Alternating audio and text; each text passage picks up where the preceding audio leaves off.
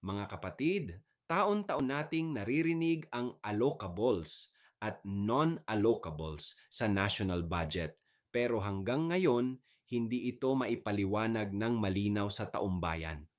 At kapag may bahagi ng budget na hindi maintindihan, hindi ba't natural lang na magtanong ang bayan? Kung pera natin ito, bakit parang pinagkakaitan tayo ng liwanag?